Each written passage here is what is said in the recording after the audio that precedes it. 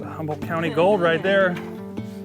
So this part of California, you go that way and you're going into basically one of the most remote parts of the country. The feds have been coming to Humboldt for a long time, making a big deal out of nothing. It smells so good in here. The loggers have gotten a bad rap. The dudes and dudettes who came here, all of a sudden we're dealing with trees like this. When's the last time you walked into a tree? Oh, it's probably been a week or two. Oh no, look at there. The here today, gone tomorrow aspect of it. It doesn't give a The election's coming up. Look at these clouds. They're just doing their thing like they always have. In West Virginia, in the coal mines, they were getting paid in scrip. Here too? If I tell people I'm from California, they're like, what the heck are you doing there? That sucks. 4, 5, 6, 7, 8, 9, and right there, the United States of America became a country.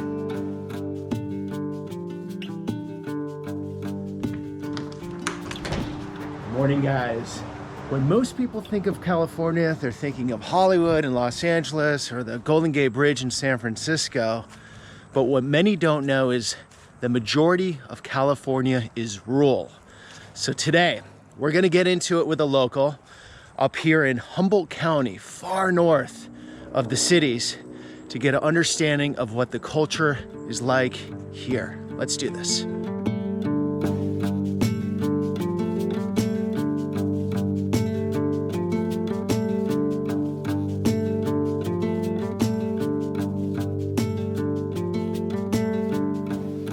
It's beautiful out here. Welcome. This is Crazy River Ranch, and we raise grass-fed beef, and we also raise a lot of fruit, primarily apples. And then this is our cider barn, and we actually built this barn. This was a community effort of people. So this is all round timber pole construction. I had a pole stripping party to get it started. You know, I went around and told everybody, hey, we're gonna have a pole stripping party. And people, that brought people in? Actually, it almost turned them off, but eventually, because people would be like, what? Okay, so Brett, most people outside of California, they're not thinking this. Yeah. In fact, I leave Humboldt and I'm often shocked, like, oh yeah, California is so big and it's actually pretty diverse. My dad was in the Army, so we lived all over, but this exact press I saw in a barn in South Dakota where I was born. So this is a pre-prohibition press. It's amazing to think this thing was making juice back in those days. A lot of it was for hard cider. And this was number 959. This was the 959th one to come off of their floor. And you're carrying on the tradition. Doing our best. Oh yeah, hey, this is Jess. This is my friend Jessica. Jess, you're in the video. One of my wife's best friends and one of my best friends. Oh, cool. You're part of the production. Yes, very much so. A lot of people would think that doesn't look like a good apple, but this apple is called Ashmead's Kernel. It's from the 1700s. It's an old English apple that's lasted that long. People have continued to grow it because it's so special. It has an amazing flavor. Take a bite of that one. Okay. They might be a little on the ripe side, but. Oh yeah. This is gonna make a really good cider today.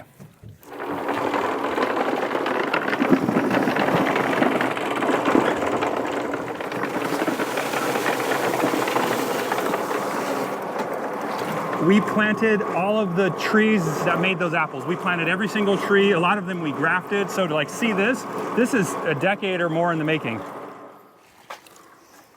That's real cider. That's the Humboldt County gold right there. And then we actually will ferment it. And this is our product right here. Like there's a lot of products that are labeled cider in the grocery store or wherever, and this is very different than a lot of that because this is our... Like Angry Orchard, this is night and day compared to that. Yeah, a lot of... Sugar. Yeah. Even a lot of like the micro cideries, they're kind of like micro breweries, but they buy all their ingredients and a lot of it is coming from big commercial orchards and not necessarily fruit that was good for cider, but fruit that was just like left over from the dessert market. And so we're gonna get into it today, Brett, because you do a lot of things. Yeah. And how I found out about you was from your music video because you're an amazing singer, songwriter, guitarist, and you do cider and you do a whole host of things. So we're gonna get in, but I just want everyone to know who's watching the video, for whatever we talk about today, I wanna spread what you're doing because I'm a believer in what you're doing. I'm gonna have Brett's links down below, and if you wanna check out more in depth, it will all be there. there you go. Oh, thank you. That's the free juice. So that's the juice that comes out before we start pressing, just from the grind. Cheers. That's good. Oh, this is nice. Should we go make some friends? Okay. So this part of California, for those that don't know, I mean, you go that way and you're going into basically one of the most remote parts of the country. Yeah, there's Fair to say, right? There's some pretty big wilderness up there. In fact, there's a bunch that run into each other. There's the Trinity Alp Wilderness. Above that is the Russians, and then, or the Marbles and the Russians. Yeah, a lot of people don't know the history of the Russian fur traders were coming down here, fur trappers, right? Traders back in the day. Yeah, that's kind of the history everywhere. It's kind of The story of humanity, right? it's been happening. Hey, up! They're not really running over Oh, here. they Do they, will. do they know They what's will. going on yet, Brett? You know, they see you, they might be nervous, like, who's this guy? So this is grass-fed, apple-finished beef. Well, this month it's apple finished. Where do you sell the meat? We sell the meat at our local farmer's market. So we're there most Saturdays. We're not there today because we're going to be celebrating my birthday later. So Oh, nice. So we're Happy not birthday. No chemicals out here at all. No, we do not put any chemicals out on the land at all. I started my first farm when I was 19 years old with my brother. And it was 3 acres of organic row crop vegetables. And we worked our asses off. And we made about $1.15 an hour. It was really hard work, but I loved it. I loved being outside. I loved, like, literally being outside when it's going to rain and it's really vulnerable because your whole livelihood could get wiped out because of a storm or frost. In this case, we had an early frost and it was really tough. And over the years, when I first moved to California, I did the same thing. I started an organic vegetable farm when I got to Humboldt. I didn't know about the other crops that people were growing here. That's what Humboldt's known for. Yeah, Weed. I mean- I think we can say weed on YouTube Okay. when you talk about Yeah. any sort of DRUG. I Yeah. hate to even code it out. Yeah. The AI can Yeah. suppress the video, so I got to be careful. So I think weed is good because Okay. like weeds are weeds too. Yeah. Okay, so that's what Humboldt's known for, right? Weed. Well, and I didn't know that there was, like, I knew that Humboldt was one of the things it was known for, but I didn't actually know what was going on here when I moved here. I had customers come to my vegetable stand. They would pull out these big wads of cash. Okay. And they would peel off a couple small bills and pay me for my lettuce. And I was curious. So I asked them, like, what do you do?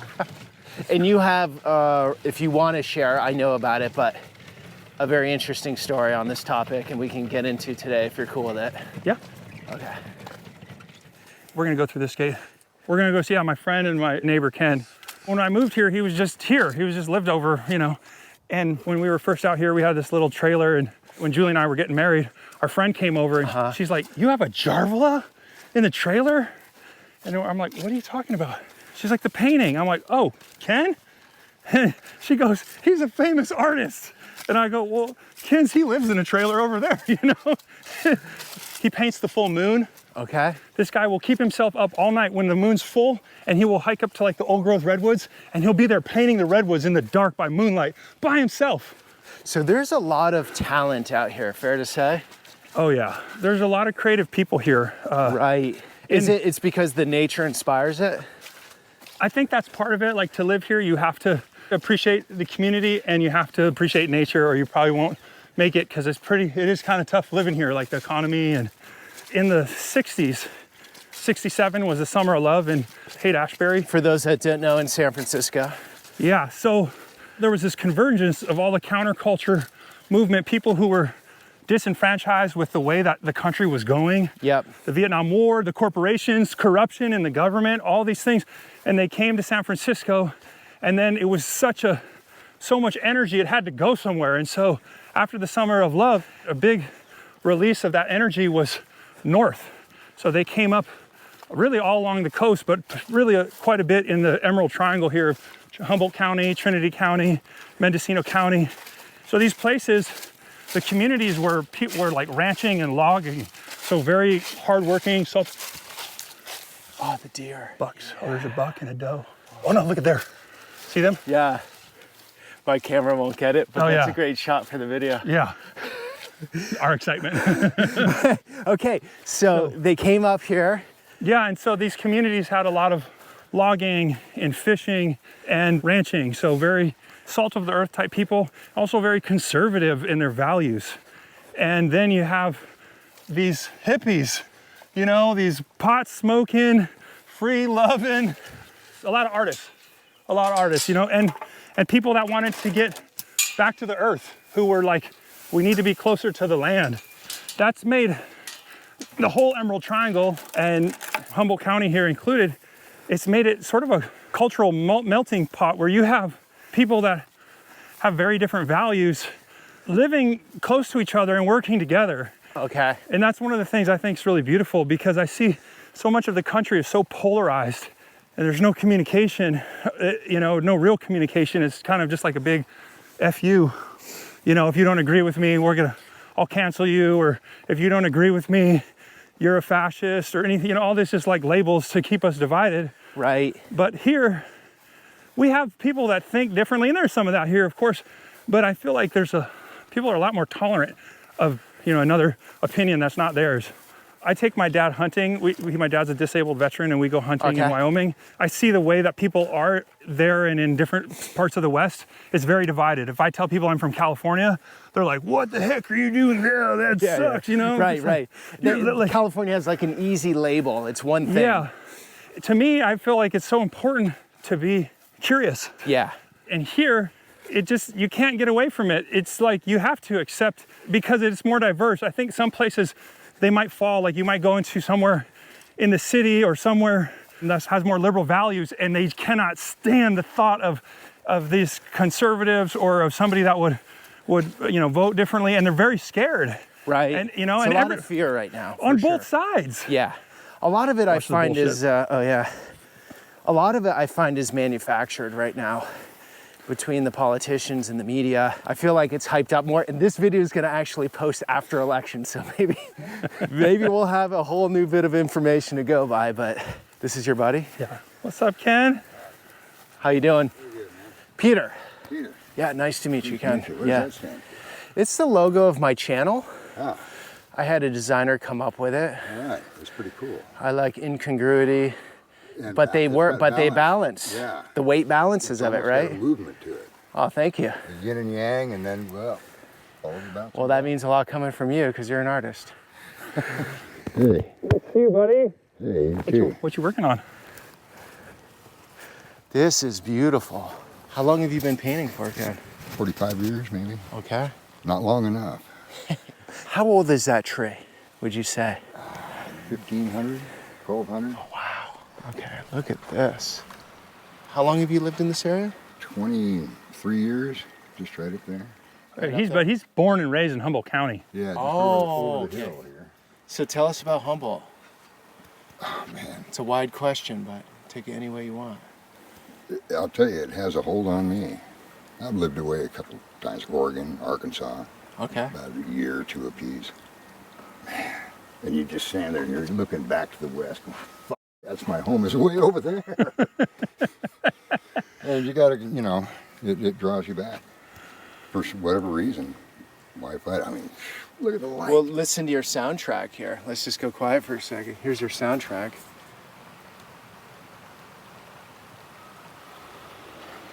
That's hard to get away from.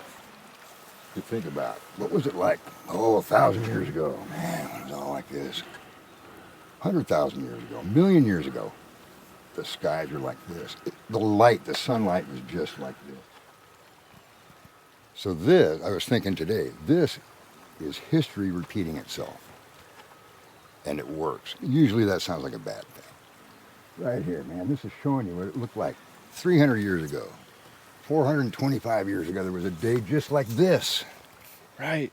That tree was standing 1,000 years ago. Oh yeah, and all of that wood in there heard the natives go by, whoa, blah, blah, you know, or whatever. That's probably not very close. And there's some days where the light just accentuates that. It doesn't give a The election's coming up. Look at these clouds. They don't care. They're just doing their thing like they always have. That one's going in the evening, kind of an evening twilight shot. Just right down there. But these here, this one's got a look to it here. Yeah, I can.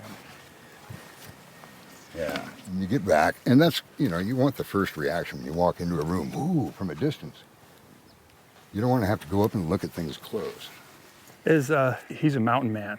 That's what Ken Mountain is. man. Ken is a true mountain man. Okay. Oh, it's you know, all of his friends know it's like when you've seen so he goes out and paints in nature, but he does it all times of year. And so he will go up to the Trinity Alps Wilderness in the summertime. He'll have 3 packs. He might be going in 15 miles in. So he's gonna hike up 1 mile with 1 pack, go back a mile, pick up the other pack, go back. So for every mile, he has to hike like 6 miles.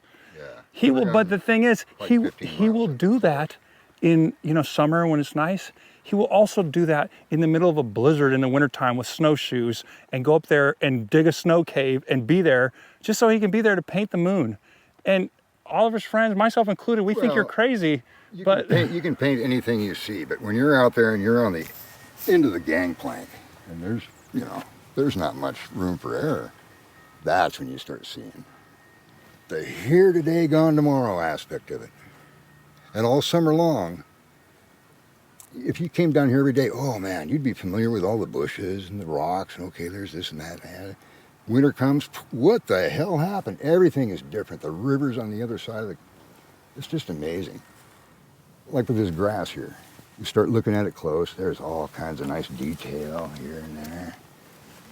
But you look at that tree, and what does this look like in your peripheral vision? It looks like a blur of nothing. And that's most of what we see is a blur around, the only thing we can focus on is the very center of our vision. So our brain fills in the rest as we scan around. But to get it in a painting, what it actually looks like, to have human vision, that's the key someday.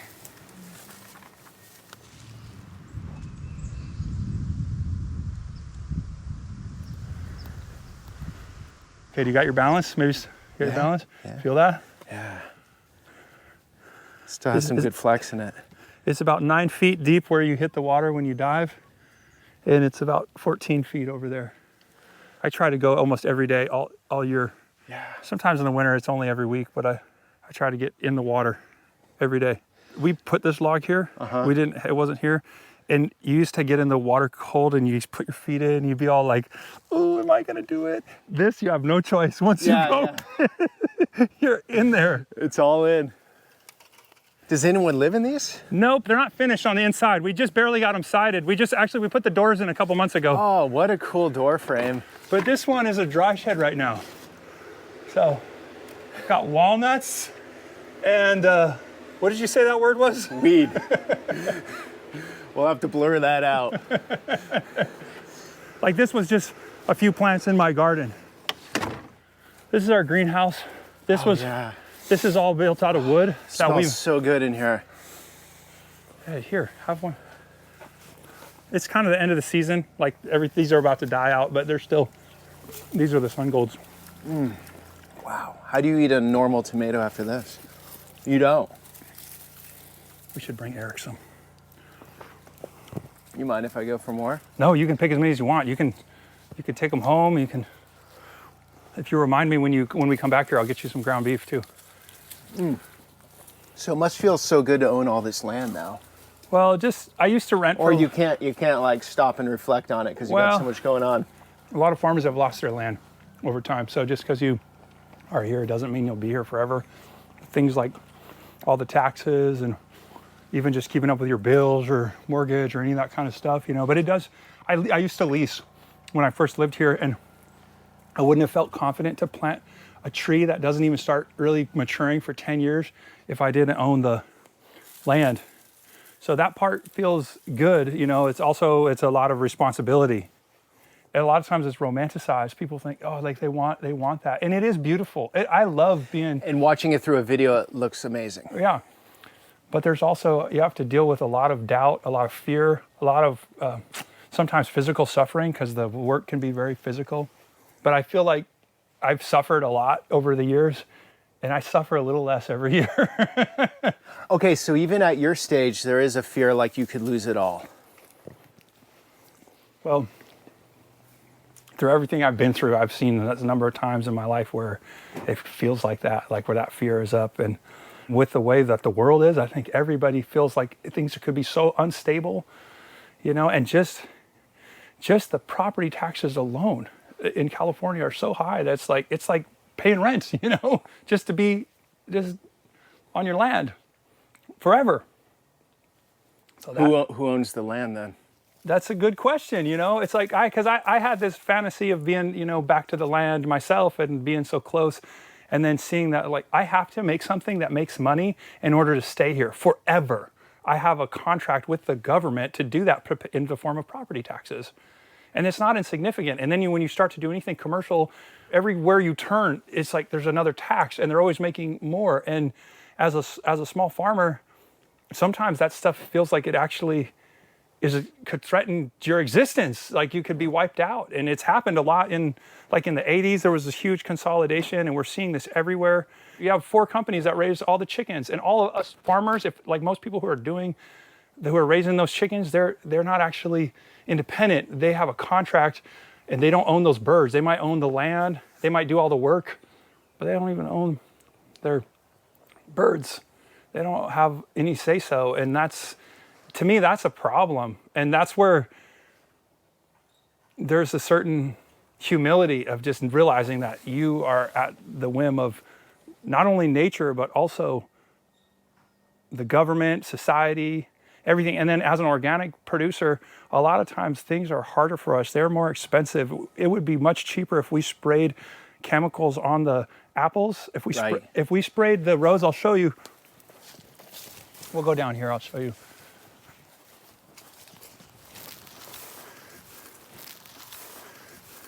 This is what we're doing to the land. It's mulch. We're building the soil. We're regenerating. You see all that fines in there? That's organic material. And you can see how, look, I can just put my hand right in the earth. Yeah. It's not compacted. And there's mycelium. You can see the white. That's mycelium. That's fungus. And this is how we manage plant growth right under our trees. Pretty much the whole industry is spraying glyphosate or another form of herbicide against your trees. So when you go have the juice or even cider, it's there. They're using over 1 billion pounds of pesticides in this country alone every year. And so when I go in and I need to take my apple in to the market, and I might even be with a local person who's my neighbor, but they choose to do it differently in a way that, they might spray and it's cheaper, and their apples might even look bigger or cleaner or whatever. And I have to go in there and I have to ask for a price, and sometimes I have to ask for a higher price. And at the same time, I know people are having such a hard time to survive. It's like, wow, I'm asking you to, and I know you're already struggling, but I have to, and that's the challenge. So when you say, are you stoked? It's like, well, it comes with a lot of responsibility.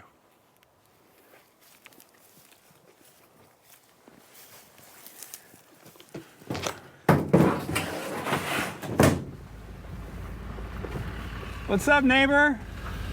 Yes, I can't go to your house if you ain't home. I'm only 2 hours late. I got some juice for you. We made some juice. I got the good stuff. The Humboldt dankness.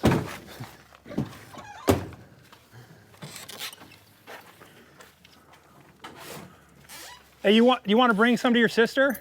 Yeah. Well, thank you, neighbor. Yeah. Moonshiner's right in the middle of nowhere. I mean, that's how it works, eh? We pretty much would not have been able to survive as long as we've been out here if it wasn't for Fred and Rose. They've helped us since day one. When we were building that barn, if we needed help, we come down to Rose's place, and they helped us with the cattle. Fred kind of showed me how to pretty much do all kinds of stuff. And whenever I've been in a pinch, I call them up. And I was going to sell out to them cheesemakers, them goat farmers, but couldn't beat this guy, I think we've provided a lot more entertainment for you than. Yeah. Well, we got to get to the market before they close. Okay. So we're going to keep going. I was running 2 hours late. I was just going to swing by and see how the press is It's going. done. It's done. Yeah. Okay. We'll see you, neighbor. Venture on down and see them other people. When we first moved out here, I'd only been out here probably about 6 months. There were federal police come in and raid in my home in town, and it was all over the news. Stressful. And I did not know how this could impact my relationship with Fred and Rose, because they were amazing. It was like having adopted grandparents. And now I'm wondering, oh man, it's all over the news. I was not arrested at that time, but I was wondering how it was going to be with them. And I got this message from Freddie, and it was like, hey there, neighbor. I figured you had a rough week. So I just went ahead and took care of them chores over there on whatever. Anyway, that message was like, let me know. And little did I know, Freddie called up his buddy Elmer, who at that time was in his 80s and Fred was still in his 70s. And they went over to my place, and I had some equipment over there that I had borrowed. Yeah. But they went over and they grabbed every piece of equipment. They grabbed the loader, the tractor, the boat, any trailer, and they moved it all over to his house. And I was like, whoa. And when I found out that he had done that, I was like, Freddie, oh my God, thank you. And he just looked at me and he goes, Britt, the feds have been coming to Humboldt for a long time, making a big deal out of nothing. And that's like, we've been on that level ever since. It was like that actually brought us closer together. Why were the feds there, if you don't mind me asking? Yeah, so there was like a weed bust. Somebody got busted with some weed back east, and they gave a list of 30 names. They named all these people that they had ever gotten weed from, or that they knew. And this person said I had sold them 2 to 4 pounds of weed on 2 occasions, 2 years prior to their bust. So they weren't saying that whatever was with me, they just named me as a guy who once upon a time had sold them some weed. I didn't have any weed growing out here, but I ended up getting a 5-year prison sentence. They wanted me to snitch, and they have this thing called mandatory minimum sentencing laws. A lot of them came under Clinton, part of the drug war, and mandatory minimums give the prosecutors all the power. Judges don't have power anymore. The prosecutors do, and they use that power to get people to snitch, because what they'll tell you is the only way for you to get under the sentence is by telling. And this does not work at the state level. This is only feds, because they don't, and I say that because they use hearsay as the only evidence. They don't need a wiretap. They don't need a drug bust. They don't need any. Really? They don't need nothing. They'll literally just got somebody. In fact, it's so common that there's a name for it in prison. I never knew that till I went, but they call it ghost dope. Ghost dope. Ghost dope. And it's so common because it's just made up. And you can imagine, if it's just people's words, you can imagine how often it's not the whole truth, or it ain't even true at all. Right. Or if someone wants to put you under the bus, they can very easily. Yeah. And well, in like my case, I got to see the reports, and let me tell you, they were not accurate. They had the theme right. I had grown some plants and stuff, but before I went, Fred and Rose asked me and Julia to come over for breakfast, and Julia was out in a little travel trailer out there, and they said, look, if you want to come, it's kind of lonely to be on that land all by yourself at nighttime, in the dark. Yep. We did not have electricity at that time. So basically, Fred and Rose invited Julia to live with them while I was in prison. And she didn't take them up on it, but it meant a lot, to have that kind of community support. 5 years. I mean, can you talk about it at all, or is it not something you want to talk about? Well, it's been a little bit of time now, so it's easier to talk about every year. And I've been working a lot on my own healing from some of the parts of that were really traumatic.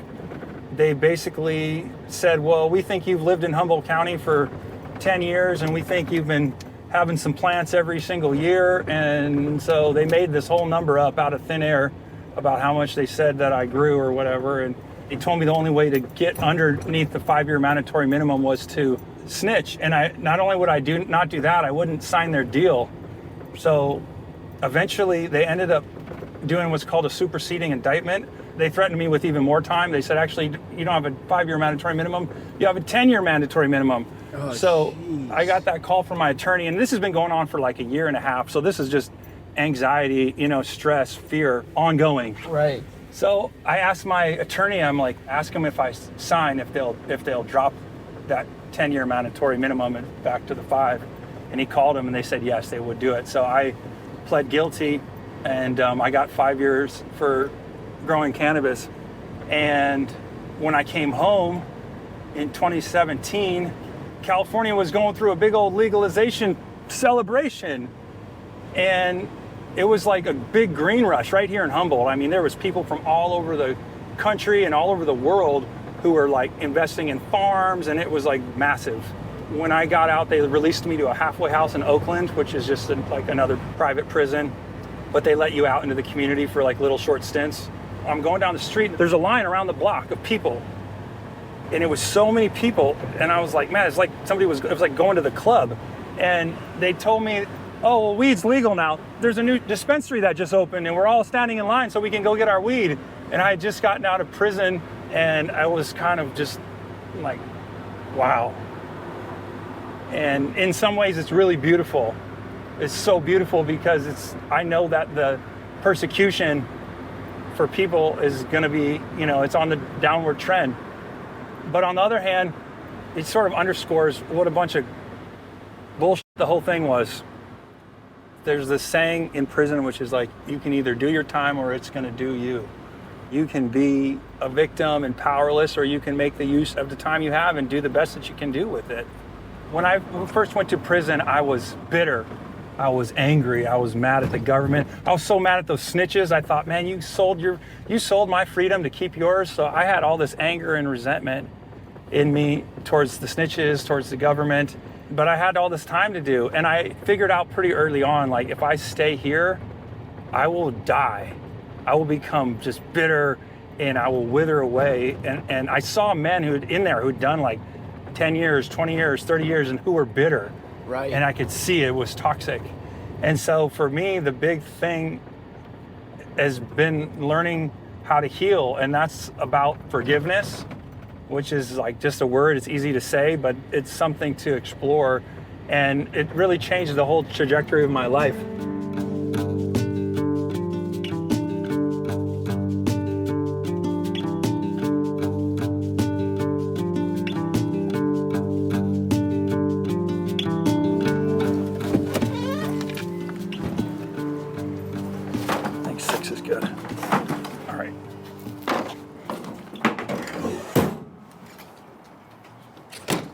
Hopefully nobody steals my guitar.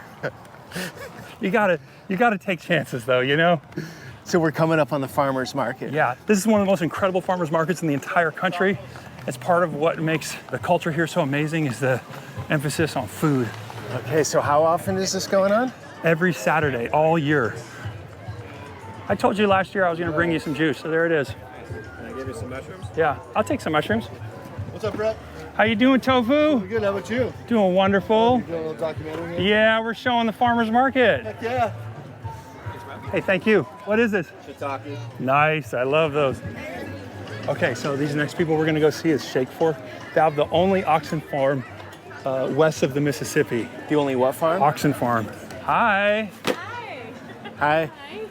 You want some juice? Appreciate Going it. good? Oh, you're in it now.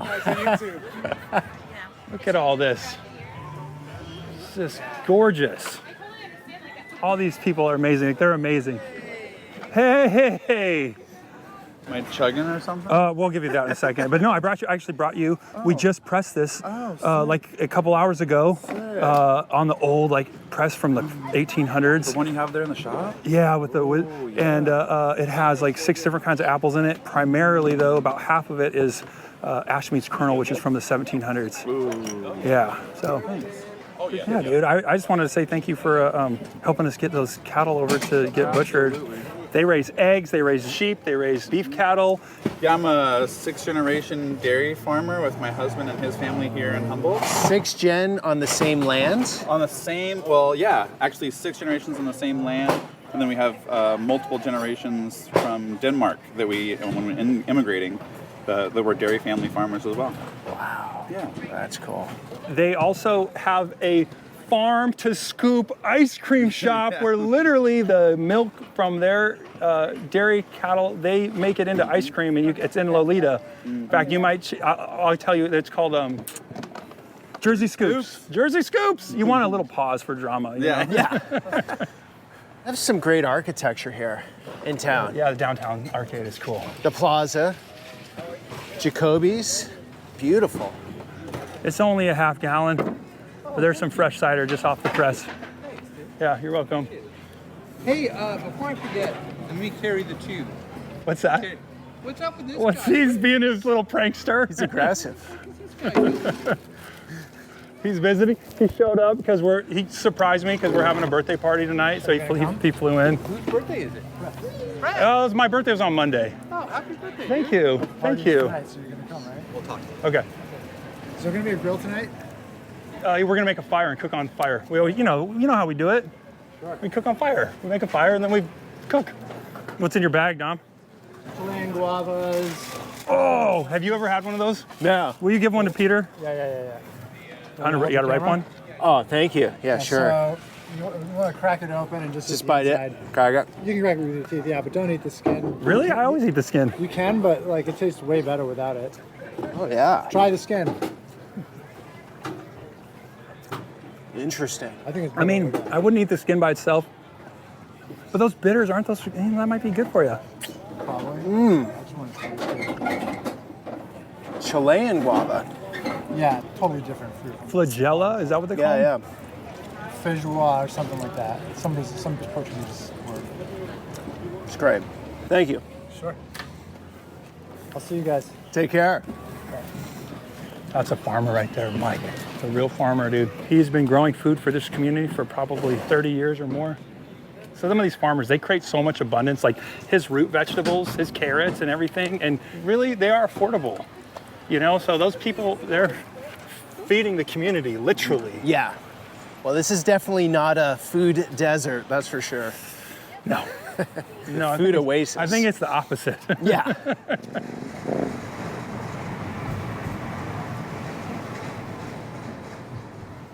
When I came home from prison, I needed to find some kind of a way to make money, and the trees were still young and they still weren't producing. So this was a rundown, like burnt out tweaker motel. It was blighted and it sat on the market and nobody wanted to touch this place with a 100-foot pole. And we just started working on it. We brought in all these plants, made the pond. So right after you got out of prison, this was your gig? I had actually started on this right before I went. We were able to do the first little bit of renovations, and then I went, and Julia kept it going.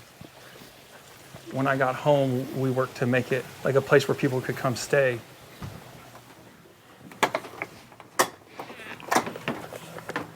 Oh, this is cool. It's so cozy. Do you own this? The bank owns it, but So this is your business? yeah. You do everything. So if someone's coming through Arcata, they can stay here. Yeah, it's online. It's called the Front Porch Inn. Front porch inn. Yeah, every room is different. This is the cabin. I want to show you one that we did with Ken. Let's go this way, though.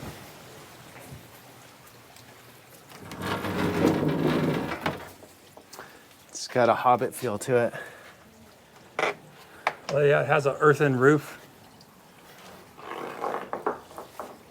So we milled up, these are planks that we milled up. My wife and I actually, Julia and I, we harvested all the timbers one day to make all of it. We did all these rafters. So her and I went up to the mountains and we cut the trees down and we brought them here. And I built this after I came home from prison, this sauna. How did that feel after being in prison, building this? In some ways, like this was part of my healing process, you know, and also it was just like trying to make a way to feel, like I said, the farm has been really tough, so it's like helping just being diversified a little bit. In fact, you look across the nation, most of the farmers actually have more than one gig. Most of us do. You stay in farming for the love of it? Yeah, and the importance. If you can't do food, in terms of like, in a good way, it's like it's the most fundamental thing, and so it just is. It's important. It's the most important thing. It's food and shelter. And we try to do both in a good way. Grab that knob on the left right there. Turn it all the way to the left. This one? Yeah. Keep going. Oh, yeah. Feel that. Hold on, there it comes. Oh, yeah. It's gonna be hot. Here comes the steam. Oh, yeah. That's so cool. This is that wood.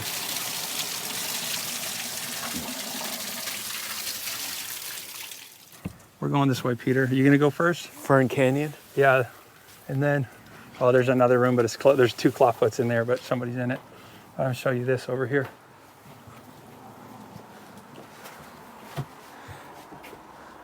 Base camp.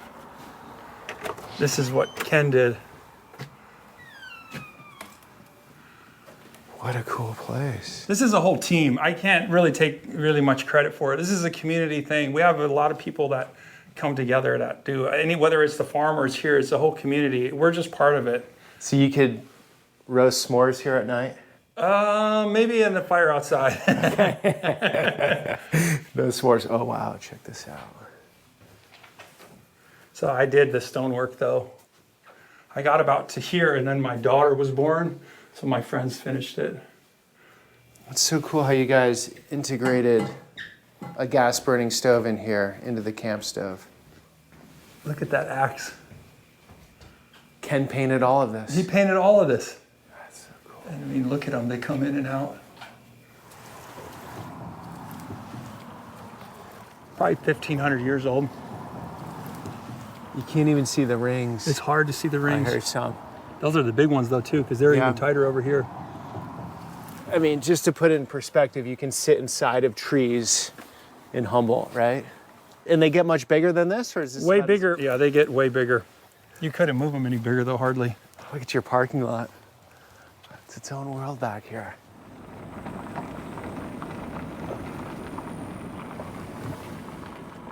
This is Blue Ox Mills. This is Viviana Hollenbeck. We're gonna go see Eric Hollenbeck. Eric made the barn doors for our barn and he helped us fix our apple press. And they're just amazing community members. And my way of saying thanks is whenever I can, I bring them, Bring them the You're right, goods. this isn't the first time. So did Eric make this? That was made by one of the most renowned timber fallers in the world. And it was outside of his bar. And when he sold the bar, he had a fight with the people that bought it, and he came back and stole it and gave it to us. Okay. Is that a true art craft here, timber felling? It is an art. You really got to know what you're doing. For these Yeah. big redwoods, For right? the big ones, it absolutely is an art form. So how Yeah. many are out there these days doing it, do you think? I don't think there's anybody. No one's doing it anymore. They're not taking down redwoods anymore. If it's on private property, Eric would be the better one to answer Okay. this. He knows more about this. Are you coming, dude? How you doing, Eric? Good, how are you? Doing well. Wow, your dog is huge. Yeah. You're Wow. Peter? Peter, yeah, nice to meet you. Nice to meet you. I'm gonna give Eric your mic. Yeah, Is do that it. cool? Yeah, give him my mic. Is that cool, Eric? You all right with that? It ain't my first rodeo. I didn't think so. You don't have that first rodeo look to you. So, Eric, what about timber fellers? Are there many of those guys around still? No, not the old growth, no. Oh, goody. We haven't cut any old growth in this county in 15, 20 years. There's still second growth fallers, and they're good. You know, they're no slouches by any stretch of the imagination, but old growth was a different bag of puppies. So, second growth fallers are cutting down trees up to how high, roughly? 100 feet. Now, this is this trolley they fixed up. I built it, You built it. yeah, Oh, cool. You guys 1990. still rent it out, right? Yeah. Oh, this is awesome. So this cross section, this is a foot thick. This cross section was taken out of the Fieldbrook Giant 70 feet off of the ground. The tree was 15 foot in diameter, 70 feet off the ground. The base was 35 feet. You could park a bus on it and walk around the bus. Wow. It was one of the huge, huge trees in this area. It was cut down in 1901. Here's what I want to tell you about this. You see, the loggers have gotten a bad rap, really bad rap. You think about it, the dudes and dudettes who came here, all of a sudden we're dealing with trees like this. First off, how are you going to get it on the ground? How are you going to do that? Okay, the wizard comes along and magically you got it on the ground. Now how are you going to buck it in the lengths that you can move? Okay, the wizard helps again. Now how are you going to move it All you got's oxen. You got to figure out how to move these things. Okay, you get them to move. Where are you going to move it to? Right. There have never been sawmills in the entire world, in all of history, to deal with something like this. Never. Those guys and gals had to solve every one of those problems to build this country. Once they did solve it, the United States said, we need cheap building material, we need it now, and those guys and gals stepped up to the plate and did that. So you think they don't get the respect they deserve? Correct. You know, the railroad coming across the United States, and they met the two trains at, I don't know, Prominence, or I don't know where they did, drove the Golden Spike, you know.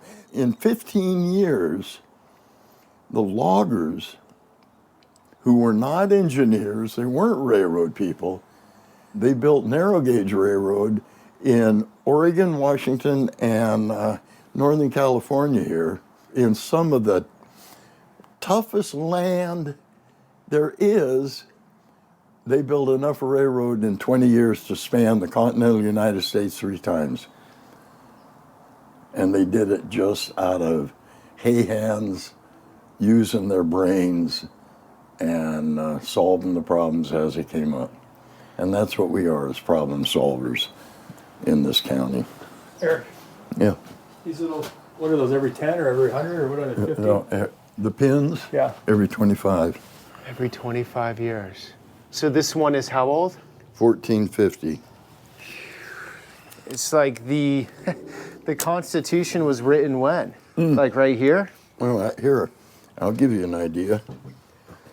1 for the bark. 1, 2, 3, 4, 5, 6, 7, 8, 9, 10. Right there, the United States of America became a country. That's a signing of the Declaration of Independence. A whole lot of stuff happened back that way. In West Virginia, in the coal mines, they were getting paid in scrip. Here too? We had company towns that they couldn't get out of, you know. I mean, they could, but it was a 2-day trek. Their money wouldn't work once they left though, right? And they got paid in vouchers that were good at the company store. Okay, interesting. So what year are we talking when they were paying? Late 1800s. This is a skid camp back here. See the sleds? See the sleds these are built on? Uh-huh. So yeah. So we're logging this 100-acre parcel here. Only we're using misery whips and hand tools and oxen. And we're working with trees that size. It can easy take us a year or more to log this 100 acres, easy. But eventually we're gonna get done. And when they did, they tore the wooden sidewalks out, back 2 oxen up to every building, and away they go to the next logging site and set the whole thing up all over Is again. the breed of your dog a Redwood? This is Coop, and he's a Great Pyrenees. Okay, wow, biggest dog I've ever seen. Coop's like, what, 3.5 feet tall? Yeah, that way you don't got to bend over to pet him. Right, it's just Coop's right here. I'm too old to bend over. Okay, so they bring the work, they'd set up the houses, Yeah. drag them in, Yeah. let the workers work on a grove for a while, They'd have move them on. Yep. And where were these workers from? I think in this county mostly Danes, Swedes, Norwegians, Scandinavians, I think. Okay, Chinese didn't get into it? No, They were on the railroad. they did the railroad, yeah. Yeah, and they were not so nicely driven out of town. This era and this logging was very, very technical. I mean, it took a lot of skill. And this was not laborers. Right now it just works with big machines. They come in with big cutters and take these They trees down? still fall because of our side hills. They can't use those nipper machines and all that. But now we got heavy equipment, cats and dozers, and we can build roads and we can pull, yeah. Are Are guys getting paid pretty well to do that work these days? Yeah, you can make a living, yeah. Can make You like can buy a house and can make like $100,000 or something. probably. Okay. Yeah, I'm not very good on money, but yes. And fallers get paid by the timber that they fall, and they make good money. So yeah. So is there a way to do it where you don't wreck the environment? Like, are they doing it in a way these days where it doesn't destroy the hillsides? Doing it a lot better, and A lot better. and they're allowing the stands to grow longer, and leaving seed trees. Yeah, we're doing good. Okay. As far as the timber industry goes, I think that bear in mind, I ain't no bright guy. Hell, I'm a high school dropout. But I watch and I observe things. I think we are in the best position we have ever been in our entire 150-year history. The timber industry. The timber industry right now today. How is that? Because the big three, Simpson, that wants to be called something else now, and that's fine. I'll die with them being Simpson, I'm sorry. Palco, that's also something else now, and Sierra Pacific. The big three are all privately held corporations. That means that only the family holds stock. You see, the reason we cut so much in the 50s and 60s, we blame the corporations. I think if you want to blame anybody, blame that little old lady in the middle of the country, goes to church every weekend, wouldn't say poop if she stepped in a pile of it, and expected her dividend check every month. Right, so they don't have to worry about quarterly earnings. They don't have to worry about anything. They can make decisions based on the timber and based on their lands. All of this that you see that we're working with is old growth.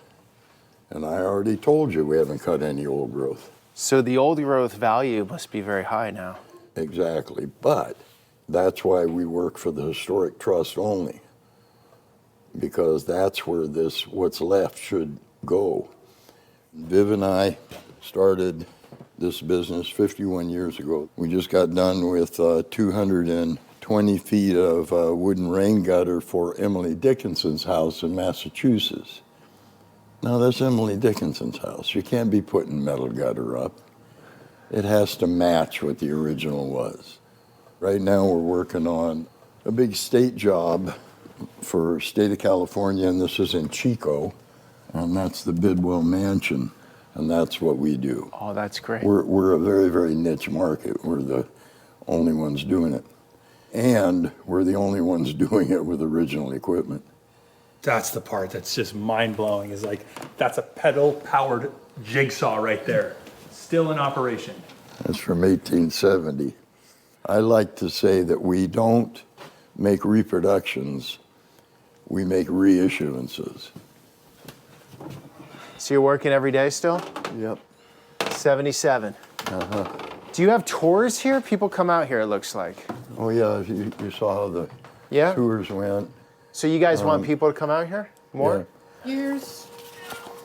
Oh, we are. Oh, you have a up whole with it. facility. Wow. Well, this is, yeah, but we've got the QR code. Is that what that's called? Yep. Yep. Cool. Yep. And there's propaganda on the back. All right. You got to have that.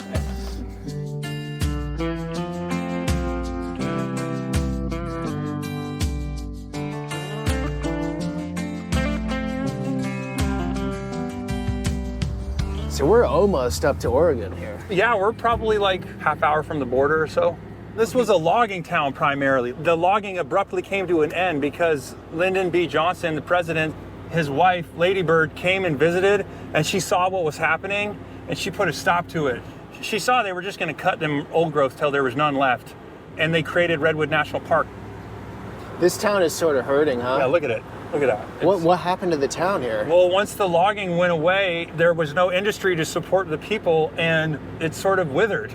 And then You know, it became a haven for people dealing with addiction issues and mental health issues and poverty. And This is the California nobody thinks of. Oh, you got a cool old theater? Look at that old theater.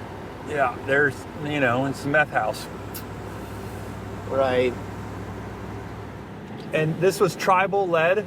Oh, this is really exciting. My friend Aaron is working on this up here. He works with the Yurok tribe. They took an old mill site from when they were logging and they restored it. And they planted all these native plants and they restored the floodplain connectivity. Look at all those plants. Oh my God, look at all those things. I don't think I've ever seen a black-tailed buck right here. But let's go see. Those are all bulls. We should go check those bulls out. Oh, they're huge.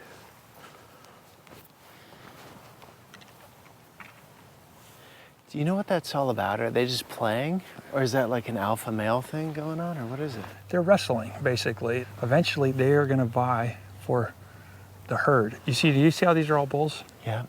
Well, right now is the rut. And all the cows are with the big boy. They're with the bull and they established the pecking order doing, you know, that kind of stuff. So they're kind of like, they're all over here. This is a bachelor group. They're all over here hanging out. But eventually, when they get old enough, it'll be more fierce than what you're seeing. This is like real gentle. They're just sort of playing around. Yeah, it's so sparring. The bull is out there with all the females. And then these guys are gonna try to supersede his power one day. One day, some of them, you know, will try. Or there's even some bulls that their whole move is just to be sneaky, like to get in there and try to like do something before they.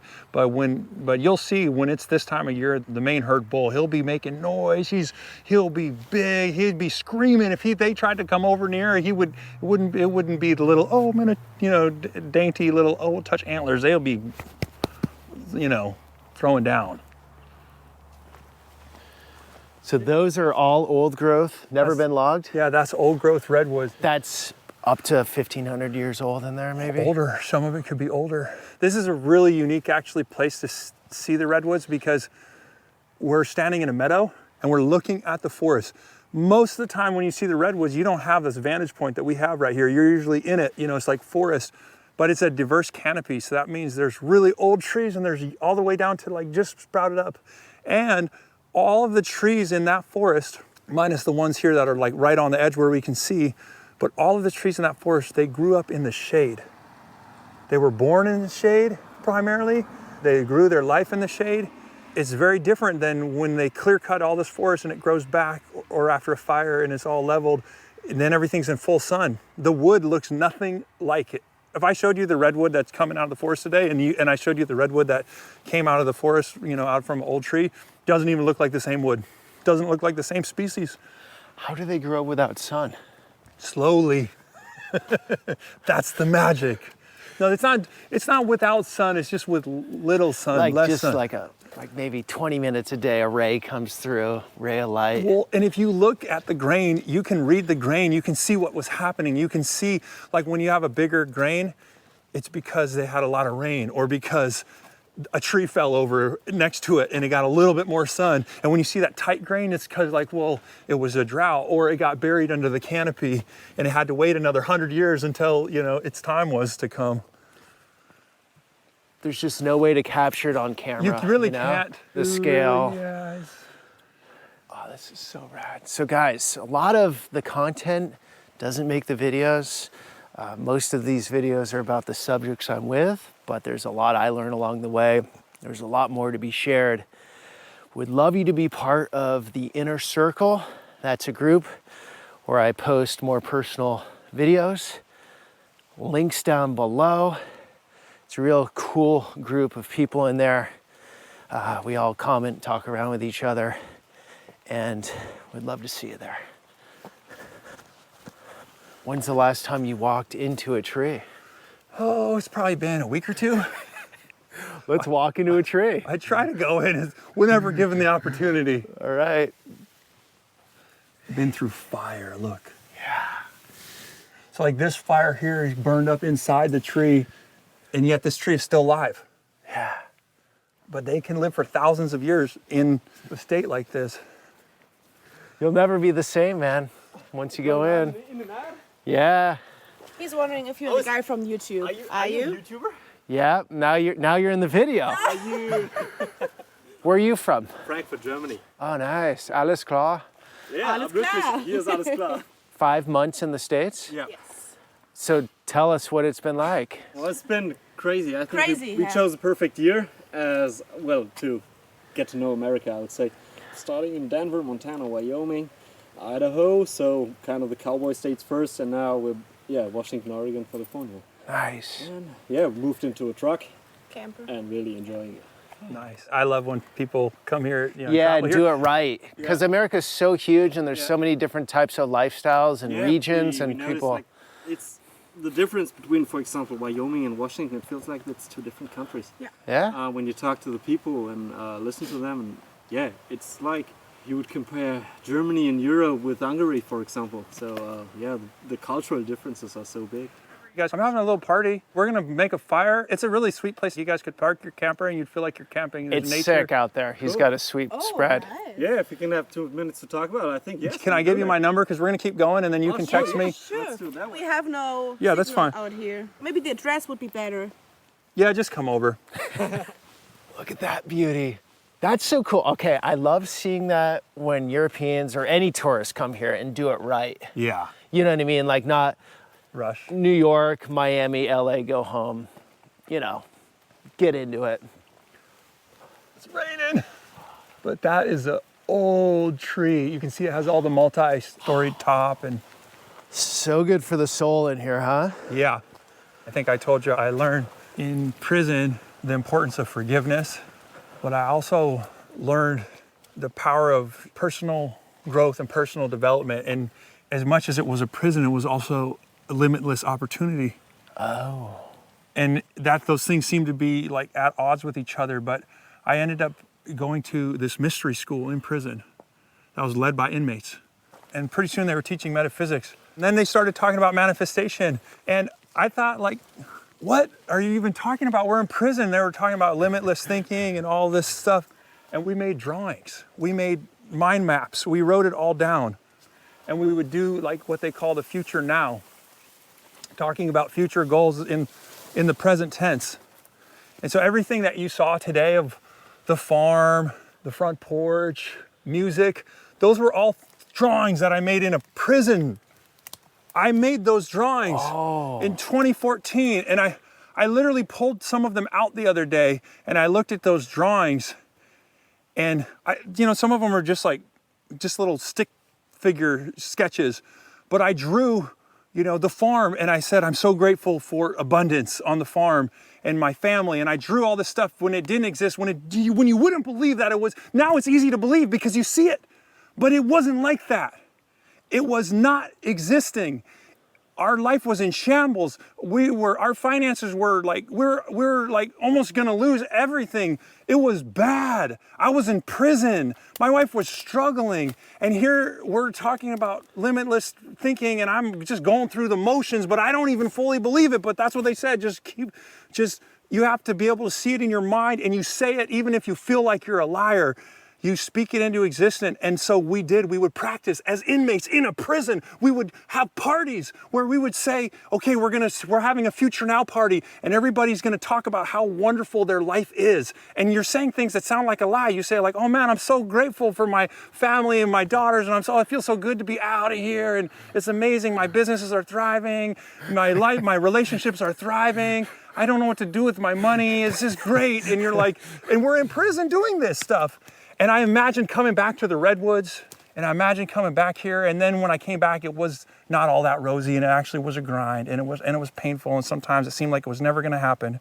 But the other day, I went and I pulled out those drawings out of the box that I had from prison, and I looked at this drawing. And the first drawing was the farm, and it showed the pond. And there it was, all beautiful, and the barn was built. When I came home, that barn was only half built still, but now it was built. And I'm looking at that drawing, there it was built.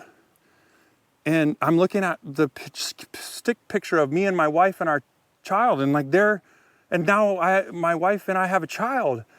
And I looked at another drawing, and it was a stick picture of me on stage singing to like a crowd of people, just like, And I looked at it, the date, and it said, so be it, 2024. And when I pulled it out, I was like, wow, this is insane. This is what I dreamed up in prison. I dreamed this up in prison, and now I'm looking around like this is what it actually looks like. Is unreal.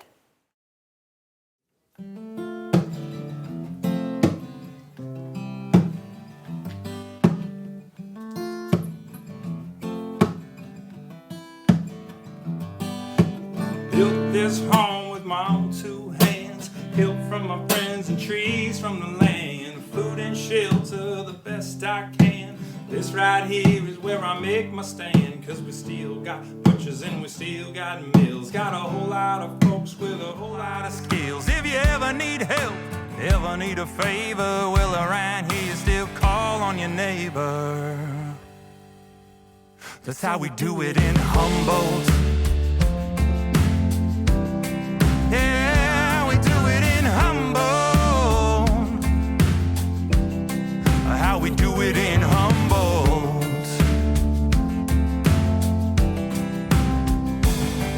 Well, we got trees like you ain't ever seen, clear blue water straight out of a dream. And you don't have to go and look too far to find yourself a shooting star.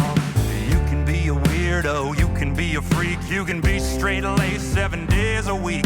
Cause we got guts and we got pride, we got what matters on the inside.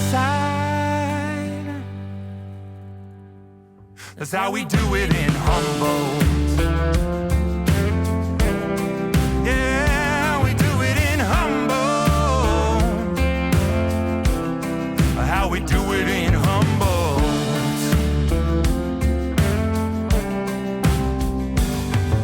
The sun was setting on 68. It was the summer of love down in the hay. A war was dragging, it was getting late.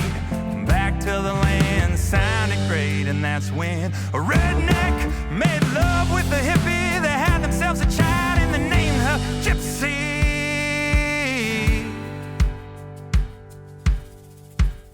That's how we do it in Humboldt.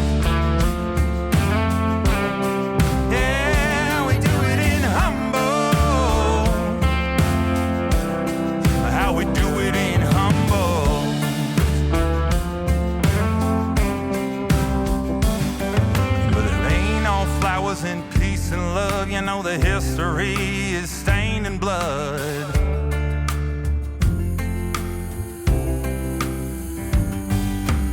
Everywhere from Hooper down to Table Bluff, Klamath to Bay River, man, they had it rough.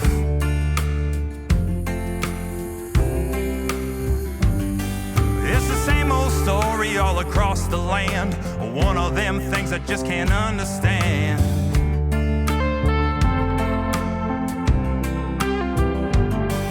I do my best to show respect, tip my hat and I won't ever forget. That's how we do it in Humboldt. Yeah, we do it in Humboldt. How we do it in Humboldt.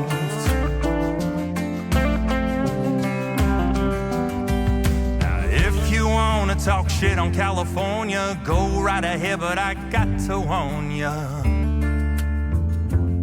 We'll hold it down around here. If you live in this country and you ever smoke grass, you can thank Humboldt County for risking arrest.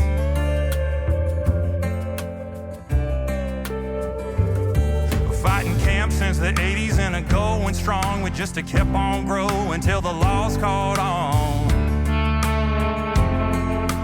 Yeah, well, the only way to say it is to put it bluntly. There ain't another place more outlaw country.